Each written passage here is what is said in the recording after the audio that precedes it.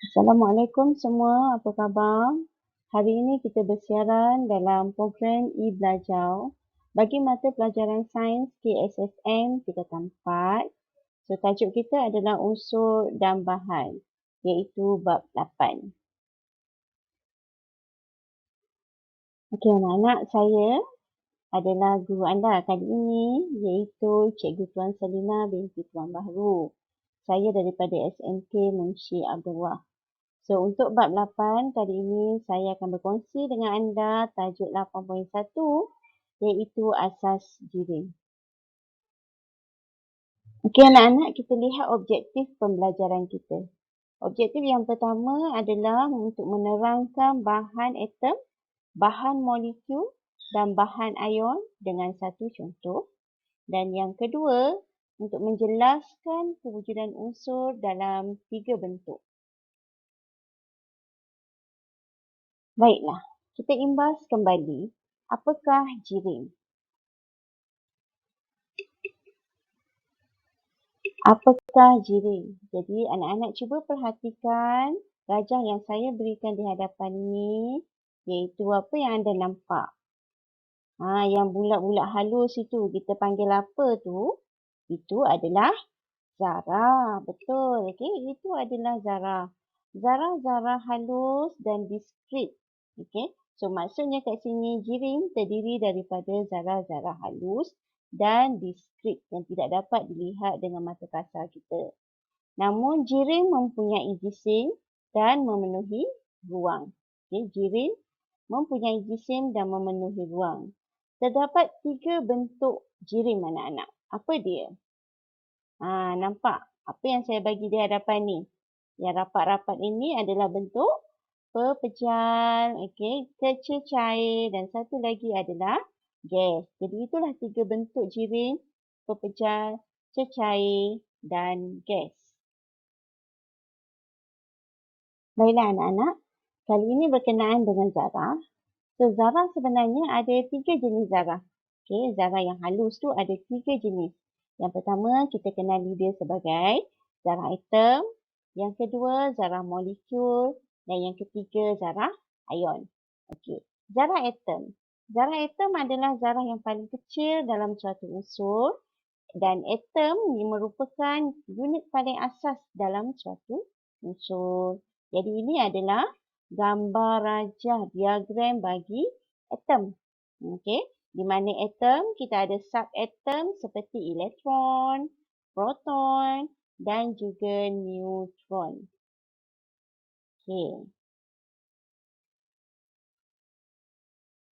Seterusnya jenis zarah yang kedua iaitu apa anak-anak?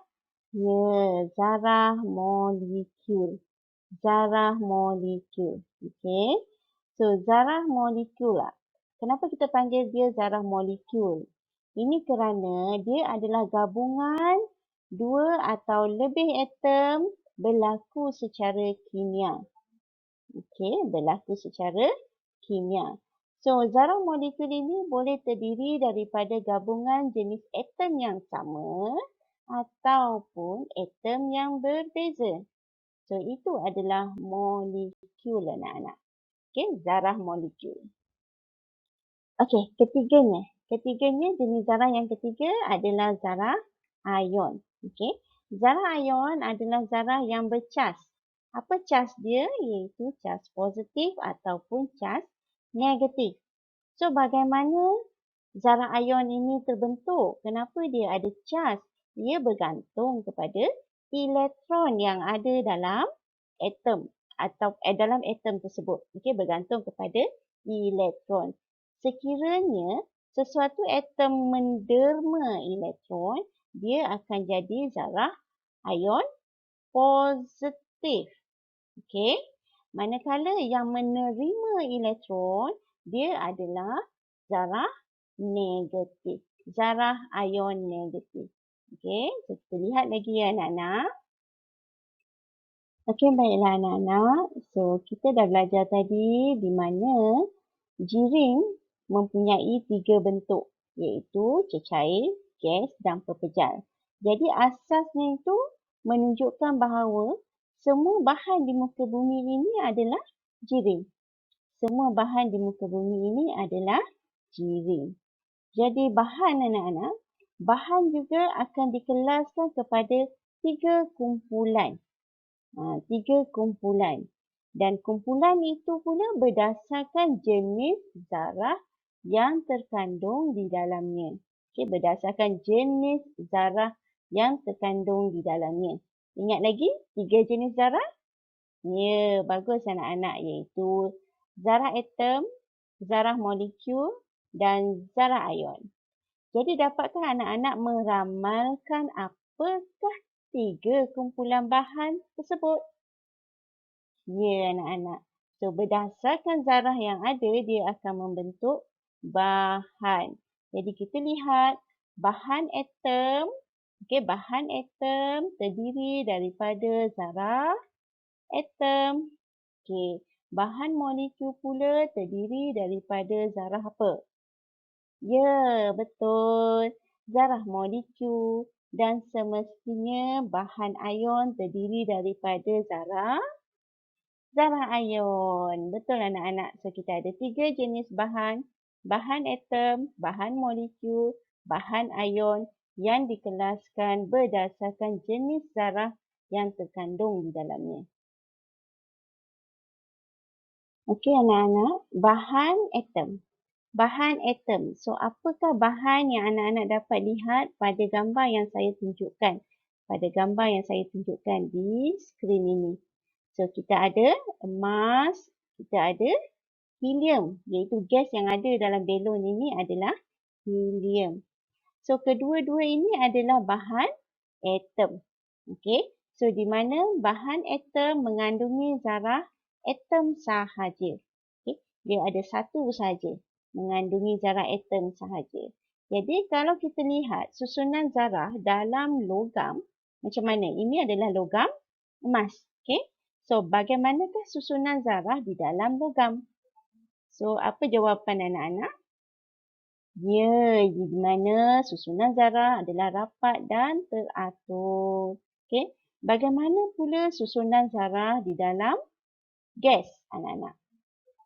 Kalau nak dilihat pada gambar rajah, dia kelihatan jauh. Ya? Tak sama dengan logam tadi. Okey. So, susunan zarah di dalam gas nadir adalah berjauhan dan tidak teratur. Okey. Okey, sekarang kita bincang pula bahan molekul. Okey, apa yang anak-anak dapat lihat di dalam gambar rajah yang saya sediakan ini? Nampak tak? Orang ni berenang dalam apa? Dalam air. Jadi air adalah struktur molekul. Kenapa kita panggil dia struktur molekul? Jadi air anak-anak ingat tak? H2O. Maksudnya ada 2 unsur kat situ. Ada hidrogen H dan ada O, oksigen. Okey. Jadi 2 unsur tadi yang berbeza tadi dia dah bergabung secara kimia. Jadi kita panggil dia adalah bahan molekul. Okey. Bukan yang berbeza sahaja anak-anak. Kalau atom yang sama juga dia adalah bahan molekul. Okey. Contohnya gas oksigen O2. Maksudnya 2 gabungan atom yang sama membentuk molekul oksigen. Okey. Dan tindak balas antara unsur bukan logam dia bertindak balas, dia akan membentuk satu sebatian dalam bentuk molekul. Okey, satu sebatian dalam bentuk molekul. Okey anak-anak, kita lihat lagi satu bahan iaitu bahan ion, di mana bahan ion ini terbentuk daripada tindak balas unsur logam dengan unsur bukan logam. Dua unsur bergabung antara unsur logam dengan unsur bukan logam. Contohnya natrium klorida. Ini adalah garam. Natrium klorida adalah garam. Okey, garam kat rumah kita ni. Okey. So dia ada bahan unsur logam. Okey. Dia ada unsur logam iaitu ion natrium dan dia ada juga unsur bukan logam iaitu ion klorida. So ianya ini membentuk bahan ion. So bahan ion anak-anak mempunyai Charge. Ingat lagi charge-nya? Ya, betul. Charge positif dengan charge negatif. Jadi kita lihat apakah bagaimana charge itu boleh terbentuk. Okey. Atom logam akan menghilangkan elektron dia dan dia menjadi ion positif ataupun dikenali sebagai nama dia cation. Cation. Okey. So kita ada atom logam di mana dia memindahkan ataupun menderma elektron dia. Okay, dia buang satu elektron dia. Jadi dia dah kurang elektron, dia akan jadi positif cation. Okay, so contoh kita ada ion natrium dan juga ion magnesium. Okay, so ini adalah cation. Ion yang bercas positif. Okay. Seterusnya kita lihat atom bukan logam. Atom bukan logam pula, dia menerima elektron. Okay? Apabila ia menerima elektron, ianya menjadi ion negatif ataupun dikenali sebagai anion. Jadi contoh atom bukan logam kita ada ion klorida dan juga ion oksida. So kedua-dua ion ini bersifat menerima elektron. Jadi ia adalah anion. Anion. Baiklah, sekarang kita bincang lagi berkenaan kewujudan unsur dalam pelbagai bentuk. Unsur wujud dalam pelbagai bentuk. Boleh ke anak-anak? Boleh ke unsur tu wujud dalam pelbagai bentuk? So kita lihat. Okey. Unsur boleh wujud dalam pelbagai bentuk. Berapa bentuk unsur? Ada 3 bentuk. Sama ada bentuk atom, bentuk molekul ataupun bentuk ion. Okey, unsur boleh wujud dalam 3 bentuk, atom, molekul dan ion. Okey, unsur yang sama, satu nama unsur tu, dia boleh wujud dalam bentuk yang berbeza. Contoh gambar rajah yang saya tunjukkan kat bawah ni adalah tukul. Okey, tukul. Pada kepala tukul ini dia ada unsur ferrum. Okey, so bagi tukul baru dia adalah dalam bentuk atom. Okey, tukul yang dah berkarat, dah berubah warnanya. Okey, so dia menjadi ion ferrum. Okey, so unsur ferrum boleh wujud dalam 2 bentuk iaitu atom dan ion. Atom dan ion. Dapat ya anak-anak? Okey.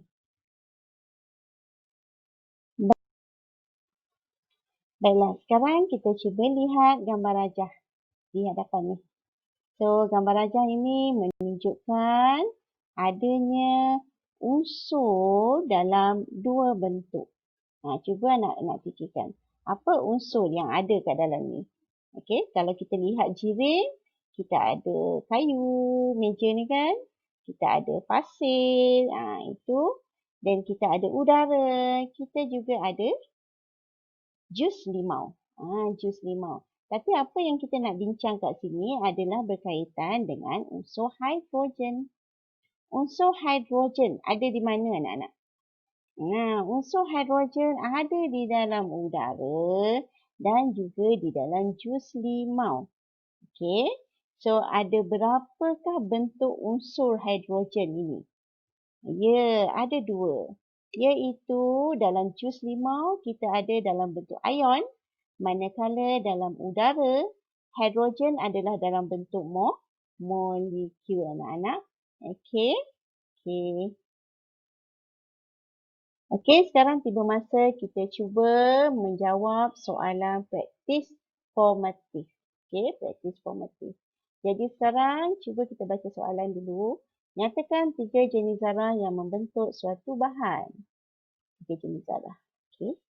Kemudian yang kedua, nyatakan contoh bahan yang terdiri daripada unsur ferrum dalam bentuk ion. So, ferrum tadi dalam bentuk ion. Okey. Satu bentuk atom, satu bentuk ion. Ingat lagi tak tu? So jom kita jawab. 3 jenis zarah apa dia anak-anak? Ya betul, kita ada zarah atom, zarah molekul dan zarah ion. Bagus. Seterusnya, contoh bahan yang terdiri daripada unsur ferrum. Ingat lagi tukul tadi? Ya, kita ada karat besi. Ianya merupakan ferrum dalam bentuk ion. Okey. Okey anak-anak, kita sambung lagi dengan soalan yang ketiga. Okey, di mana dia minta kamu kelaskan bahan berikut kepada. Okey, nak bahan kita nak kelaskan kepada berapa agak-agak? Ya, kepada 3. Kita ada bahan apa? Bahan molekul, bahan atom dan juga bahan ion. Jadi diberi pada kamu kepingan besi, ketulan ais, garam biasa, ketulan gula, batu mama, wayar kuprum, air kapur, gas oksigen dan gas helium. Okey, kita lihat bagaimana kita nak kelaskan bahan berikut kepada bahan atom. Jadi bahan atom anak-anak kita ada kepingan besi, kita ada wayar kuprum, kita ada gas helium. Okey, di mana ianya terdiri daripada satu jenis zarah sahaja, iaitu zarah apa anak-anak? Zarah atom. Okey. Now kita pergi kepada bahan molekul. Bahan molekul apa yang ada dalam yang dibekalkan ini? Ya, kita ada batu mama, kita ada gas oksigen dan kita ada ketulan gula. So ini adalah bahan molekul. Okey, bahan molekul. Dan yang ketiga anak-anak bahan ion. Apa yang kita ada bahan ion kat sini? Garam biasa, dan satu lagi adalah air kapur. So inilah kelas bahan yang dapat kita berikan, iaitu ada 3 jenis bahan, bahan atom, bahan molekul, bahan ion. Okey anak-anak, sekarang kita pergi kepada soalan keempat. Berikan 2 contoh unsur yang boleh wujud dalam bentuk molekul dan atom. Okey, dia nak 2 contoh unsur. Satu contoh unsur ada dalam bentuk molekul dan bentuk ion. Satu lagi contoh unsur juga sama dalam bentuk molekul dan juga atom. Okey, so kita lihat. Yang pertama kita ada unsur kalsium. Kalsium adalah unsur atom. Okey, apabila dia menjadi kalsium karbonat, dia dah jadi molekul. Okey, unsur yang kedua kita ada unsur karbon. Unsur karbon adalah bahan atom. Okey, unsur karbon adalah atom. Manakala apabila karbon bergabung dengan oksida, karbon dioksida, dia dah menjadi unsur molekul. Jadi unsur kat sini, unsur karbon boleh membentuk 2 bentuk unsur iaitu atom dan juga molekul. Okey anak-anak, kita rumuskan apa yang dah kita pelajari dalam asas jirim, iaitu kita belajar tentang jenis zarah. Ada berapa jenis zarah? Ada 3 jenis zarah. Zarah atom, zarah molekul dan zarah ion. So zarah-zarah ini akan membentuk bahan. Okey, so bahan kita ada 3 jenis juga, 3 kumpulan bahan juga, di mana ianya berdasarkan zarah yang ada pada bahan tersebut, iaitu kita ada bahan atom yang terdiri daripada zarah atom, bahan molekul yang terdiri daripada zarah molekul dan bahan ion yang terdiri daripada zarah ion. Okey. Okey anak-anak, tamat sudah tajuk kita iaitu asas jirim.